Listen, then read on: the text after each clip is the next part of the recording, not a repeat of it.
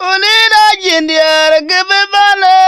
Kurugwa igi man don uga kuwaja belel tiadwada. Lawatin ye taunu kwe maluk. Ramano gifande nyich. Unida jindiar gibibane. Kurugwa igi man don uga kuwaja belel tiadwada. Lawatin ye taunu kwe maluk. Ramano gifande nyich kejipil. Ani joyu balgam batyang randia. Ana korara kajalong togba nyich panginwa. Ola ya una mutuje gulobai. Ramano ge banden nyich kejepil. Ani joyu balgam batyang jot. Ana korara kajalong togba nyich bang.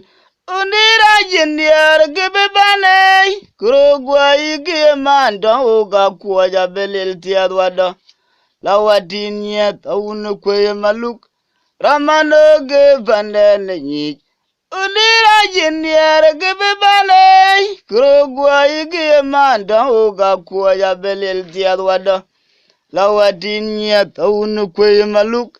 Ramano ge banden nyich kejepil. Ani jwe jubal gematyang jot.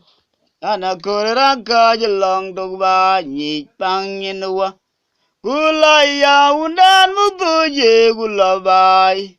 Ramano ge banden nyich kejepil. Ani jwe jubal gematyang randia. Ana korera kajalong dogba nyich. Kulaya unajul dieg ya diaw kudiam. Ana jena diar undi demen, undi dam tuy gulabai. Kulaya nguna jul, dieg ya diaw, kudiaw. Ana jena diar undi demen, undi dam tuy gulabai. Uda jiru nambul. Random Georgia ge chengen rur, yenge chang kuro. Ala malwelde na jena kumdo gulokich. Unakaya jerandit po. Kula yang anyelema wal majai tiek diaw gumuj.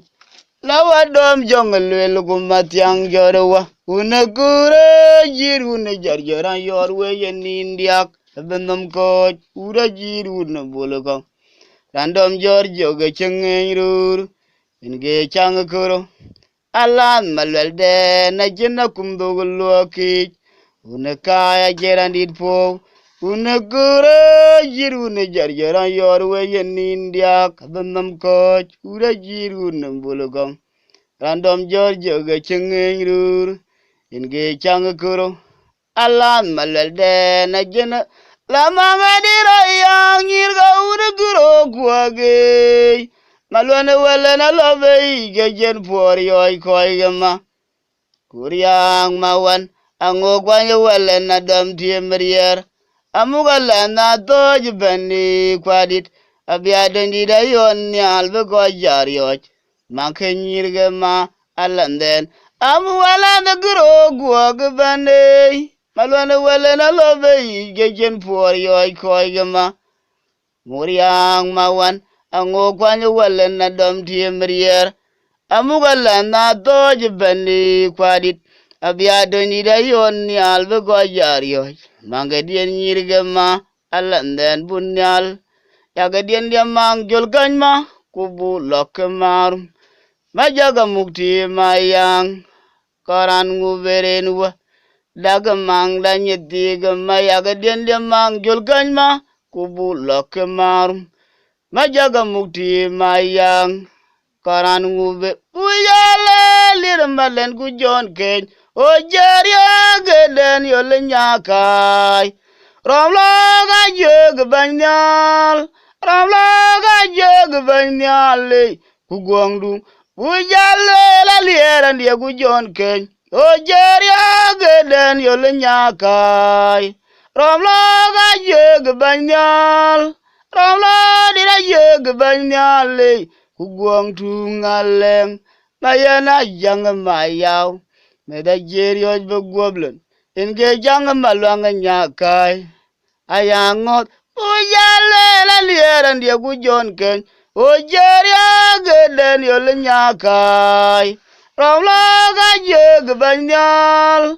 ram lo ga jeg ban nyale ku gwang tu ngaleng le me jon yer gu makol o jer yo je dogbe mayana jang mayaw me da ya ngot po yen ge jang malwang nyakai aya ngot po chawe do no go jog diar tane ni o jeg nyalwa angwan le dialam charom lu yigremje jorot gujiaman nadum kujila ban goyema angwan le bediar pipen chawe do no go jog diar tane ni o jeg nyalwa angwan le dialam charom lu yigremje jorot gujiaman nadum kujila ban goyema angwan le bediar pipen chawe do no go jog diar Guyale la liera ndia gujon ken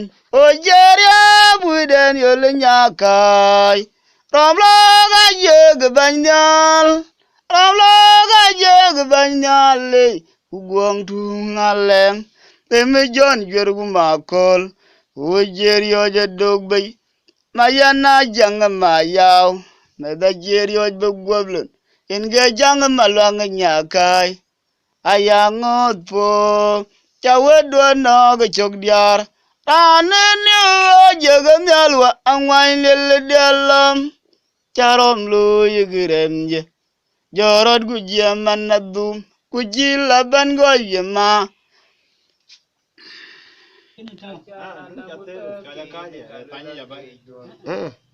echana